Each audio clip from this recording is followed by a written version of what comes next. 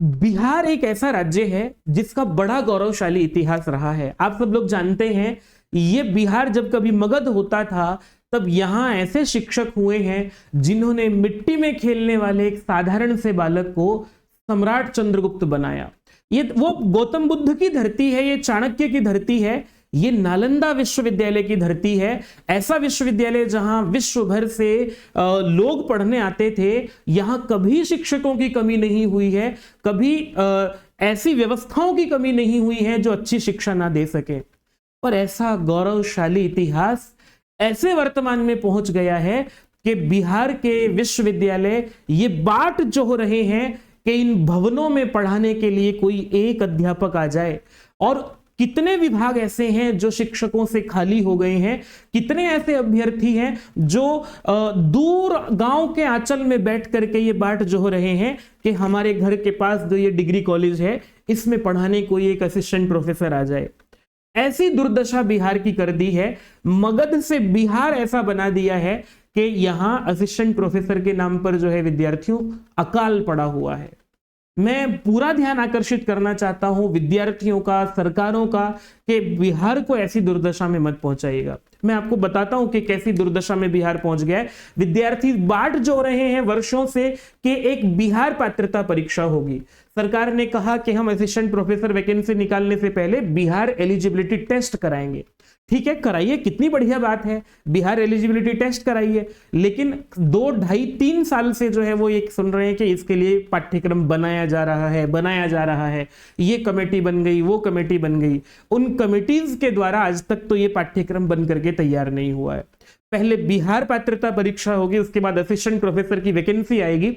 और चलो, नई वैकेंसी जब आएगी तब आएगी। पुरानी वैकेंसी जो 2020 में निकली थी, 2020 में 4638 पदों पर वैकेंसी निकली थी। फिर कोविड आ गया। कोविड आने के कारण से जो है वो वैकेंसी फिर इसकी परीक्षा नहीं हो पाई। परीक्षा हुई तो इसकी जब ज्वाइनिंग कराने लगे तो फिर कोर्ट चली गई वैकेंसी, क्योंकि नियम इतने ऐसे बनाए गए हैं और नियमों का पालन नहीं किया गया, रोस्टर का पालन नहीं किया गया, तो इस पर स्टे हो गया। स्टे होने के बाद जब ये 2024 में स्टे खुला तो उसके बाद जो है अभी इसकी इंटरव्यू नहीं हुए हैं। 2323 पदों पर अभी तक इंटरव्यू होकर के ज्वाइनिंग नहीं हुई है।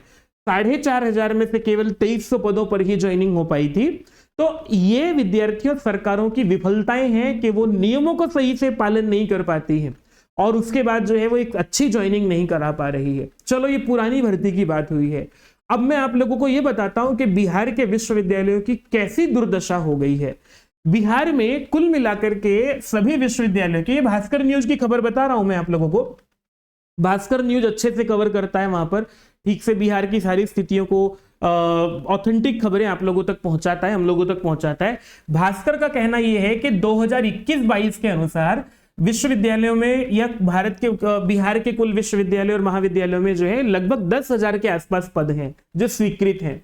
उनमें से 4,000-4,500 पदों पर वैकेंसी निकाली थी और उसके बाद बहुत सारे ऐसे अध्यापक हैं जो रिटायर हो गए हैं, तो ये ज्वाइनिंग नहीं हुई है 2300 पदों पर, और जो रिटायर हो गए हैं उनकी गणना नहीं हुई है। नई वैकेंसी की मैं अगर बात करूं, इन 10,000 में से भी जो नई वैकेंसी निकलेगी 3 से 4,000 पद तो कम से कम यहां खाली निकलेंगे जो अभी खाली हो रहे हैं। दूसरी बात, ये तो वो हुआ जो पुराना चला आ रहा है वर्षों से, 2011-12 से जो जब ये विश्वविद्यालय आयोग बना था, बिहार विश्वविद्यालय आयोग बना था, उसके बाद से पदों की गणना जो है ये है। लेकिन अभी की अगर मैं बात बताऊं, एक विश्वविद्यालय की केवल स्थिति बता देता हूं मैं। तिलका मांझी बिहार विश्वविद्यालय की स्थिति आप लोगों के सामने बता रहा हूं, कितनी बुरी स्थिति हो गई है। यूजीसी का ये रेगुलेशन है कि 40 विद्यार्थियों के ऊपर एक अध्यापक होना चाहिए।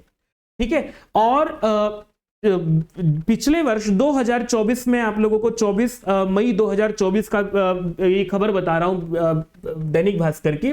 दैनिक भास्कर ये कहता है कि वर्ष 2024 के अनुसार तिलका मांझी विश्वविद्यालय के जो परीक्षा नियंत्रक हैं उनका कहना यह है कि बिहार में तिलका मांझी बिहार विश्वविद्यालय में 1,33,000 विद्यार्थी हैं। अगर 40 विद्यार्थियों पर एक अध्यापक का अनुपात देखा जाए तो लगभग 3,500 अध्यापकों की आवश्यकता होती है केवल तिलका मांझी बिहार विश्वविद्यालय में। और वहां है कितने अध्यापक कुल मिलाकर के 689 में से भी जो है वो 300 से ज्यादा जो है वो रिक्त हैं। तो सोचो जहां 3,500 अध्यापक होने चाहिए वहां केवल और केवल जो है वो, जहां 3300 से 3350 अध्यापक होने चाहिए वहां केवल 300 अध्यापक काम कर रहे हैं।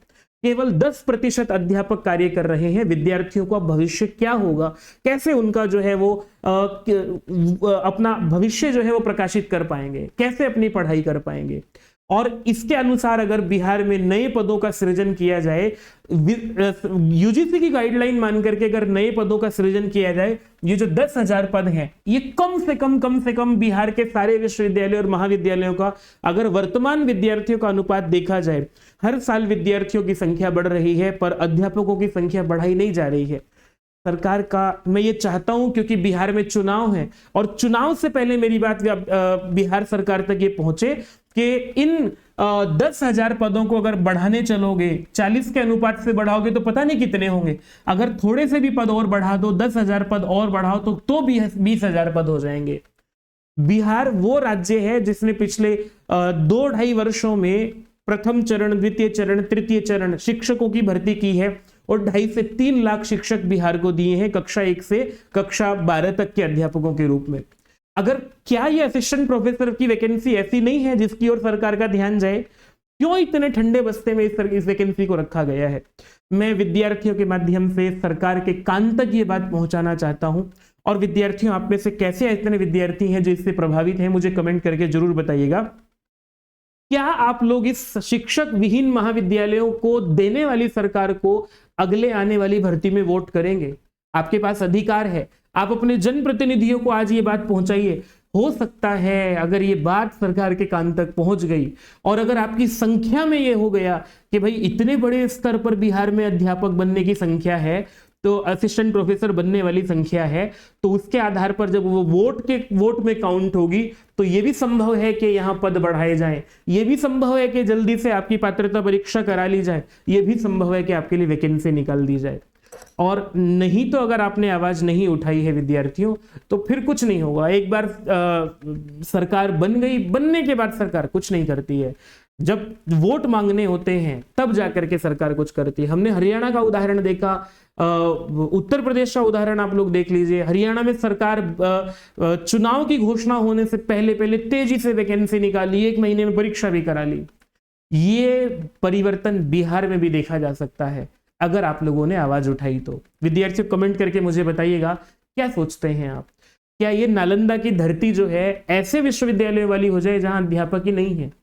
तो क्या सोचते हैं आप लोग, जरूर बताइएगा मुझे। और चैनल को सब्सक्राइब जरूर कीजिएगा ताकि आप लोगों तक ऐसी आप लोगों की ओर से मैं ऐसी आवाजें और उठाता रहूं और सरकारों तक ये बात जरूर पहुंचे। और जरूर शेयर कीजिएगा अपने जनप्रतिनिधियों तक कि ये डेटा है, ये आंकड़े हैं जिन पर ध्यान उनका जाना चाहिए चुनाव से पहले। नमस्ते।